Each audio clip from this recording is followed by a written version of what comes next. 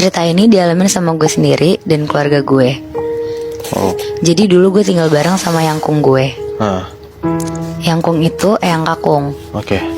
Jadi rumah gue tuh sebelahan sama yangkung gue. Jadi satu gerbang itu tuh ada 2 rumah isinya. Oh. Sebelah-sebelahan. Di Iya. tengahnya itu halaman gitu. Jadi satu gerbang, terus rumah yang kakung lu, halaman sama rumah lu. Iya benar. Oke. Nah kejadiannya ini tuh terjadi di sekitar tahun 2004. Berarti kira-kira gue kelas 1 SD gitu Moy Bi. Nah rumahnya ini tuh kayak rumah tua. Dan kata orang-orang sekitar yang suka lewat depan rumah yangkung gue, katanya rumah ini tuh dulu kalau dilihat dari luar kelihatannya tuh selalu rame dan kayak ada pesta gitu. Anjing. Padahal gak pernah ada acara apa-apa sama sekali. Jadi kadang tetangga-tetangga tuh kalau lewat depan rumah tuh suka ketakutan gitu. Jadi di suatu hari gue sama keluarga gue dan yangkung gue pergi keluar kota untuk acara keluarga. Jadi di rumah itu tuh cuma ada mbak gue dan mbaknya yangkung gue. Rumah yangkung gue dijagain sama mbaknya yangkung gue, dan rumah gue dijagain sama mbak gue. Berarti masing-masing satu rumah, satu pembantu ya? Iya. Oke. Nah mbak gue ini namanya kita sebut aja Mbak Ama ya. Mbak Ama. Iya. Oke.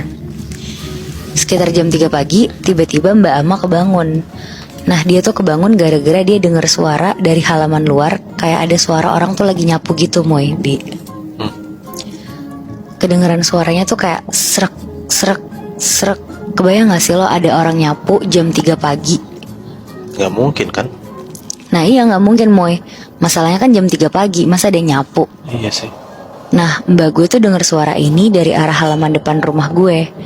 Akhirnya dia bangun dan jalan dari kamarnya. Nah terus dia mikir, ngapain mbaknya yangkung nyapu jam 3 pagi? Akhirnya karena heran, Mbak Ama jalan ke depan jendela dan dia ngeliat ke arah jendela.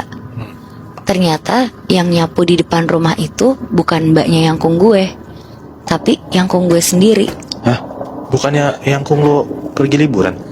Nah itu dia, Mbak Ama tuh juga mikir bukannya yangkung pulangnya baru besok ya. Jadi ternyata dia juga bingung gitu di situ.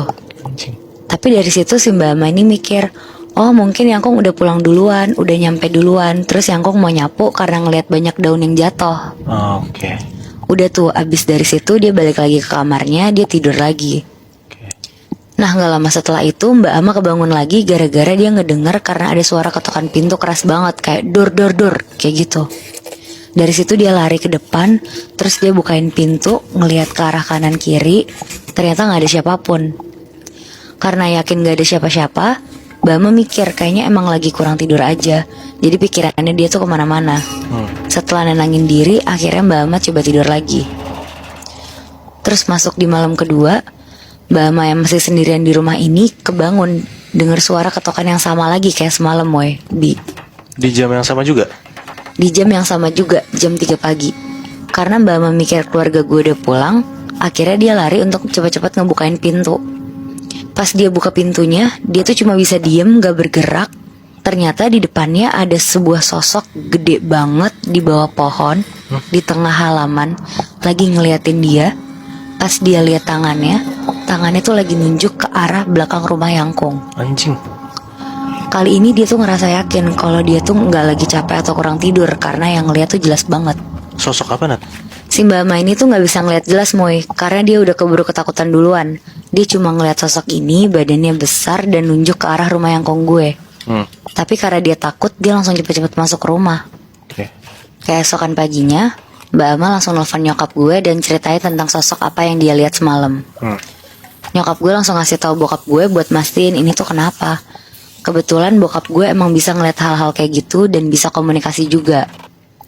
Akhirnya kita sekeluarga gak lama pulang untuk mastiin ada apa di rumah. Dan bokap gue nitip pesan ke mbak gue untuk di dalam rumah aja, gak usah keluar rumah. Akhirnya mbak gue tuh bener-bener ngelakuin, dia di dalam rumah aja, gak keluar-keluar rumah. Dia kunci pintunya. Sampai akhirnya satu keluarga gue udah sampai rumah. Si Mbak Ama udah mulai tenang nih. Sampai malamnya pas Mbak Ama lagi tidur, dia denger suara ketokan lagi Moy Bi. Pintu rumah gue digedor-gedor.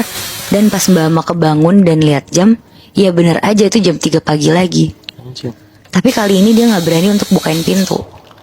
Ya lo bayangin aja Moy Bi, Udah ketiga kalinya, dalam 3 malam berturut-turut, mbak gue denger jam 3 pagi, pintu rumah gue digedor-gedor.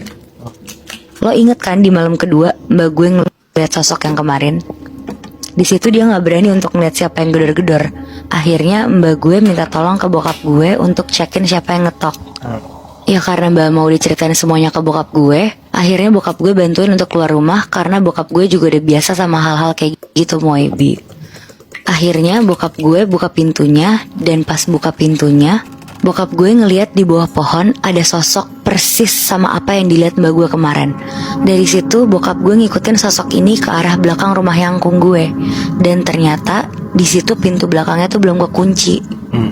Nah ternyata bokap gue tuh ngasih tahu kalau sosok ini tuh Buto Ijo. Anjing.